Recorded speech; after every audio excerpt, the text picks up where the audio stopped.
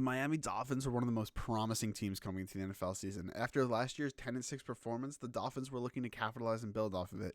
However, after the first 6 weeks of the NFL season, the Miami Dolphins currently sit at 1-5. In this video, we're going to discuss what's the reason for the Dolphins' slow start and can they turn around. So let's get into the video. It's really hard to win in the NFL when your starting quarterback gets hurt, especially for a team that really depends on a quarterback as much as the Dolphins do. The Dolphins have a really solid backup, I think, in Jacoby Brissett, but the offense was tailored so much this past offseason for Tua's strengths, and I think that Tua is kind of a one-of-a-kind player, especially not only him being left-handed, but his skill set is very unique, I would say. He has a really good long ball, and he kind of struggles with the intermediate throws, and the Dolphins have been really able to, use their weapons with Jalen Waddle and Devante Parker and that entire offensive core that the Dolphins really have. So when Jacoby Brissett came in, the offense had to change a little bit, and we saw the Dolphins struggle. Now, the most concerning thing for the Dolphins was the fact that they lost against the winless Jacksonville Jaguars this past weekend when the Jaguars took the game 23-20. The Dolphins should have been able to win this game with the Jacksonville Jaguars struggling as much as they have, and the Dolphins getting their starting quarterback back in Tua. If we look, Tua actually played a really good game, probably one of his best games in the NFL. He went 33 for 47, 329 yards, 2 touchdowns, and 1 interception. That's one of his best games in the NFL, even though he had the 1 interception. We haven't really seen Tua that often be able to sling the ball the way he did this past weekend against the Jacksonville Jaguars, which I think is really big for him and his confidence in the NFL. If you look at his one other game he's played so far this season, it was against the New England Patriots, where the Dolphins were able to get their only win of the season so far. He threw the ball almost 30 times for only 202 yards. He had a touchdown and a pick. So you could really see the improvement of him being able to sling the ball. However, he did throw the ball 20 more times. So, that helps obviously a lot. But overall, he just looked more comfortable this weekend, and I'm actually really surprised they weren't able to, win bigger just because he played really well, and the Dolphins really haven't been able to see Tua play as well as he did. Mike Gesicki added 8 receptions for 115 yards. Jalen Waddle had 10 receptions for 70 yards. Matt Collins added 4 receptions for 61 yards. They had some really good games from some of their offensive weapons, and they were even missing a player such as Devante Parker, who's a big key to that offense, I think. He's a big receiver. And Jalen Waddle, I think, has a really unique skill set, just like Tua does, obviously different positions. But he's able to get the ball a lot, and he's able to make plays when he has the ball in his hands, where Devante Parker is kind of that person that you can kind of throw the ball up to and one-on-one coverage, and he's going to be able to have a chance at making the catch. So despite not having such a lethal weapon, I still think Tua played really, really well, and I'm actually surprised that the Dolphins weren't able to pull out this game just based on the fact of that alone. Trevor Lawrence also had a really good game against the Dolphins this past weekend. He threw for over 300 yards and 1 touchdown with no picks, which is huge for him after those first few weeks, him and Zach Wilson throwing multiple interceptions per game. He had a really nice game as well, with Marvin Jones having 7 receptions for 100 yards.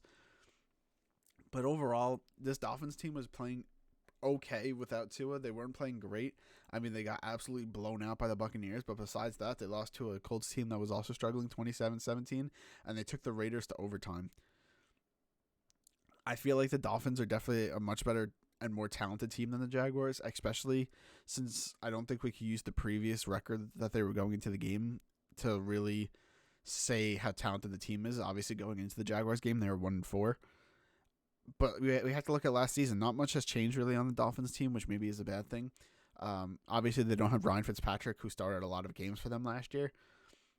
But this Dolphins team was 10-6 last year. There's no reason that you should get off to a 1-5 start, especially when you play teams such as the Colts, who have struggled this year, the Jaguars, and even I would say the Patriots. I don't think the Patriots are as good as everyone thinks. And they were able to beat the Patriots, obviously. That's their only win of the season. However, they didn't really look good in that game, and if it wasn't for a fumble by Damian Harris, the Patriots would have won that game. So, again, I don't really know if you could give... obviously, you give them credit for winning a game in the NFL. That's hard to do. But let's not act like that was a strong, impressive win from the Dolphins. That was more of a lucky win. And I guess you could say that for some teams, and it's a win's a win, right? But they haven't looked impressive in any game this year. That's the point I'm really trying to get at. And I mean it from a total team aspect, not even just quarterback play. Put Jacoby Brissett aside. against the Bills in week 2, the Dolphins got absolutely destroyed when they went down 35-0. This is the game that Tua got hurt. He only threw 4 passes, so that's why I'm not really counting it as a game for him. He went 1 for 4 for 13 yards. I don't think he would have done much differently than the way Jacoby Brissett played. He threw the ball 40 times for 169 yards and 1 interception. The Dolphins' offense got absolutely smacked by the Bills' defense, and the Bills' offense absolutely smacked the Dolphins' defense. And I think that's the key problem for the Dolphins. I feel like their defense has not played well at all. And obviously, when you're on the field as much as the Dolphins' defense has had to be this year, it's pretty difficult. But with players such as Jerome Baker, Xavier Howard, Jason McCourty, you kind of expect this defense to be playing at a much different level than they are. I mean, I know the Buccaneers and Bills are a talented team, but there's no reason that your defense should be giving up 45 points in a blowout victory or a blowout loss. I'm sorry. If it's a high scoring game for both teams, yeah, I could definitely see one team scoring 45, maybe like 45, 35. But the offense only scored 17 points, which means the Buccaneers just got off to a hot start. And then they still couldn't even close out the game. The Dolphins defense, despite being down 24-7 going into the fourth quarter, they gave the Buccaneers 21 points in the fourth quarter and couldn't even put up a single point themselves. So that just proves how bad the defense was playing in that game. And I feel like that's really where we have to worry about the Dolphins. Now, if you look ahead at their schedule, they definitely have some winnable games in the future. I don't know if they have a playoff chance realistically, being in a division with a team strong such as the Bills, especially when they lost to the Bills so badly. But they play the Falcons this upcoming week. That is definitely a winnable game. The Falcons are currently 2-3 after they're coming off their win 2 weeks ago against the New York Jets. I don't think the Falcons are a very impressive team. I think the Jets played really poorly, and the Falcons, despite looking better than they have all season against the Jets, again, I think the Falcons are a bad team. So this should be able to be a competitive game if Tua plays the way he did against the Jaguars. And I know we're looking at a team that just lost to the Jacksonville Jaguars, but the Dolphins, I think, are a talented team. I think they should be able to beat the Falcons, and I'm not saying that's definite. I'm saying that should be a game that's winnable for them. Then they play the Bills again, and I'm sorry, this one's at Bills, and if we're going based on the first performance, no matter who's playing quarterback, if the Bills were as dominant against the Dolphins round 2 as they were round 1, I definitely think that the Dolphins don't have a chance in that game. Then they play the Texans. I don't know if Tyrod Taylor will be back at that point. I don't really know what his injury situation is looking like, or if they even want to keep Davis Mills. I know he hasn't played that great, but he hasn't played badly either. I think that's another winnable game for them, even if Tyrod Taylor is playing quarterback. It's going to be much harder if Tyrod Taylor is playing quarterback, in my opinion. However, that's a winnable game for the Dolphins. So that's 2 winnable games out of their next 3. Then they play the Ravens, and based on the way the Dolphins have been playing and the way the Ravens have been playing, I feel like that game might be similar to the way that we've seen them play the Bills so far, or the Buccaneers. Then they play the Jets, and I'm a little biased. I'm coming from a Jets fan. It's at Jets. And I think that's a winnable game for the Dolphins. The Jets are in a huge rebuild year. They have a rookie quarterback. They're where the Dolphins were last year, and obviously the Dolphins had a pretty good season last year. But overall, the Dolphins are further into their rebuild, and despite them having technically a worse record since the Jets already had their bye, they basically have the same record. It's a winnable game for the Dolphins again. Then they play the Panthers. Depending on what's happening with Christian McCaffrey at that point, obviously that's much farther into the future. The Panthers look like a completely different team with them, despite Sam Darnold. I know a lot of people are giving him hate. That will be a video later in the week. I think that's a winnable game. I think, again, the Panthers are a very tough team, but again, I think the Dolphins, as defense, if they play strongly that game, that's a winnable game. Then they play the Giants, another winnable game.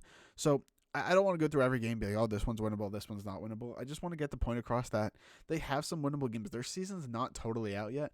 I mean, just going based off, I think they could beat the Falcons. I think they could beat the Texans. I think they could beat the Jets. I think they could beat the Panthers. I think they could beat the Giants, definitely. Maybe they could beat the Jets, and I'll give them the benefit of the doubt. They have a chance at the Saints. I'm not going to say that one. They have a chance at the Titans. So I would say they have a solid chance at 5 more wins for the season, which obviously would only give them 6 wins on the season. It really hurts starting off the season 1-5, but you kind of want to capitalize. I know people want draft picks and stuff, but when you're a team such as the Dolphins, you already have a lot of your young players in Tua and Jalen Waddle, Xavier Howard. You have young players already. You kind of want this team to develop. You don't want to see them finish poorly. You don't want their contract years to be wasted. You want to see growth throughout the season. So I really think that even if they only get 6 wins in the season, you'd rather them get 6 wins than finish with 1 win, and you getting the first overall pick, because that really doesn't do much for you. You want to see this Dolphins team really growing into the team that they're going to be for the future. I think Brian Flores is a good coach. I think he's going to be able to help this team develop into the team that they plan to be. I mean, we saw what they can be last year. I think Brian Flores did a great job coaching that team. I think Ryan Fitzpatrick is a fantastic leader for a young team, and I think he really rallied the troops around him, which is why they ended up having such a good season. However, obviously he's gone now, so that leadership is lost, and we're kind of having to see what some of the younger guys can step up and do. And I feel like we're going to need to see more of that throughout the rest of the season. We're really going to see who's going to step up for the Dolphins, who's going to give them a chance to be successful, and who's going to be the leader of that team. I personally think it has to be Tua. Obviously, he's the quarterback you drafted before Justin Herbert. He has to step up. He has to be the leader of that team, the leader of that offense. He has to rally the people around him. And from everything I've heard, it seems like he's a likable guy. So I don't think it would really take much for him to be a leader. Whether it's you don't need to be a speaking leader. You could be a person that leads by example, has that demeanor. So I really think that Tua is going to have to take on more responsibility. I know he's only played technically in 3 out of the first 6 games of the season, and one of them was when he got injured early in the game. So really, he's only played in 2 full games out of the 5. So I don't know how much blame you could put directly on him, but he needs to play better. He's proven that he can play at an elite level. I think he played really well this past weekend. I'm excited to watch this Dolphins team. I think they could really grow and have a chance to finish the season off strong, not the playoffs. Personally, I don't think they have a shot at the playoffs. But I think they have a chance of finishing the season strong. Let me know what you guys think of this Dolphins team. Do you think Tua is all right, or do you think he needs to step up his play, step up his leadership? Or do you think he should just continue on the path he's doing right now? Let me know in the comments below. I'd love to see your guys' thoughts. If you guys just enjoyed the video, please leave a like, comment, and subscribe. It helps out the channel so much you don't even understand. And have a great day.